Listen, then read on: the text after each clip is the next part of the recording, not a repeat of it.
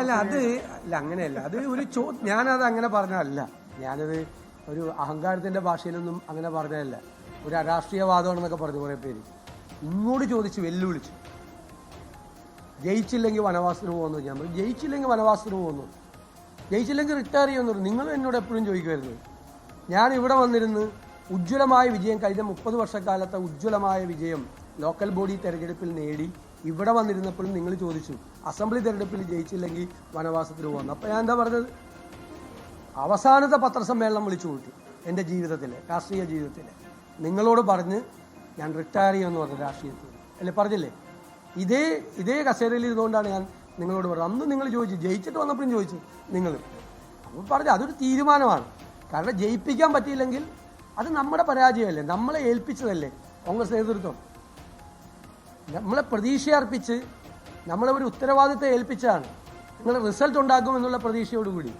എനിക്കിപ്പോഴും ഓർമ്മയുണ്ട്, ഞാൻ പ്രതിപക്ഷ നേതാവായി മാഡം സോണിയാഗാന്ധിയെ കാണാൻ ചെല്ലുമ്പോൾ എന്നോട് പറഞ്ഞ വാക്ക്, ഞാൻ എല്ലാവരോടും പറഞ്ഞത് നിങ്ങൾ റിസൾട്ട് ഉണ്ടാക്കുമെന്നാണ് പറഞ്ഞിരിക്കുന്നത്. എൻ്റെ വാക്കാണെന്ന് പറഞ്ഞു. ഞാൻ പറഞ്ഞു മാഡത്തിൻ്റെ വാക്ക് ഞങ്ങൾ അത് കാത്തു സൂക്ഷിക്കുമെന്ന് പറയും. തിരിച്ച് ഞാൻ മറുപടി പറഞ്ഞു. ഈ അഭിമാനത്തോടു കൂടി, വാത്സല്യത്തോടു കൂടി എന്നോട് ഇടപെട്ടിട്ടുള്ള ആളാണ് മാഡം സോണിയാഗാന്ധി. അവരോട് പറഞ്ഞ വാക്ക് പാലിക്കാൻ പറ്റി. ഒറ്റയ്ക്കല്ല, ടീമായിട്ടാണ്. എല്ലാവരും കൂടി ഒരുമിച്ച് നിന്നുകൊണ്ടാണ് ആ ടീം ബിൽഡ് ചെയ്യാൻ പറ്റി. അതിൻ്റെ ഏകോപനം നടത്താൻ പറ്റിയെന്നുള്ളത് മാത്രമാണ് എൻ്റെ റോള്. എൻ്റെ റോൾ അതാണ്. അതിൽ ഞാൻ പരാജയപ്പെട്ടിരുന്നെങ്കിൽ അത് എൻ്റെ പരാജയമാണ്. അതല്ലാതെ വ്യക്തിപരമായി ജയിക്കുമ്പോൾ അതിൻ്റെ ക്രെഡിറ്റ് എടുക്കാൻ വേണ്ടി പരാജയപ്പെട്ട എൻ്റെ പരാജയം എന്ന് പറഞ്ഞതല്ല. ഇത് ടീമിനെ ബിൽഡപ്പ് ചെയ്ത് ഒരു ലീഡർഷിപ്പ് നിൽക്കുകയല്ലേ UDFന്റെ ചെയർമാൻ സ്ഥാനം എന്ന് പറയുന്നതല്ലേ പ്രതിപക്ഷ നേതാവിൻ്റെ സ്ഥാനം. ആ ജോലി അതാണ്, ആ ഉത്തരവാദിത്തം അതാണ്. അതിൽ പരാജയപ്പെട്ടാൽ പിന്നെ നിയമം തൂങ്ങിക്കിടക്കാൻ പോകും പാടില്ല. അപ്പൊ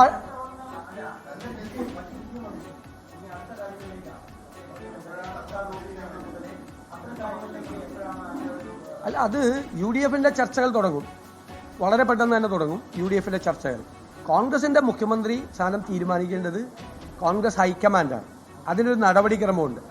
ആ നടപടിക്രമം ഇന്നോ നാളെയോ കോൺഗ്രസ് ഹൈക്കമാൻഡ് പ്രഖ്യാപിച്ച് ആ നടപടിക്രമം പൂർത്തിയാക്കി കോൺഗ്രസിന്റെ ഒരു മുഖ്യമന്ത്രി ഉണ്ടാവും. ബാക്കി ഘടകകക്ഷികളുമായിട്ട് ആലോചിച്ച് ഇപ്പോൾ സീറ്റ് വിഭജനം നടത്തിയപ്പോൾ നിങ്ങൾക്ക് ആർക്കും ഒരു വാർത്ത പോലും കിട്ടിയില്ല, ഒരു അപസ്വരം ഉണ്ടായില്ല.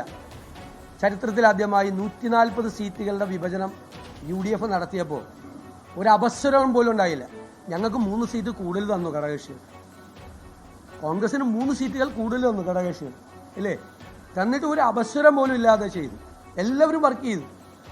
ചില കോൺഗ്രസ് സ്ഥാനാർത്ഥികളിലേക്ക് ചില ഘടകകക്ഷികൾ അങ്ങ് ഏറ്റെടുത്തു. ഞങ്ങളുടെ പ്രവർത്തകരെക്കാൾ കൂടുതൽ ആവേശത്തിൽ അവർ വർക്ക് ചെയ്തു പല സ്ഥലത്തും. ഘടകകക്ഷികൾ മത്സരിച്ച സ്ഥലത്ത് കോൺഗ്രസ് പ്രവർത്തകരെ അവരെ ചുമലിലേറ്റിതേ ഇരിക്കുന്നു.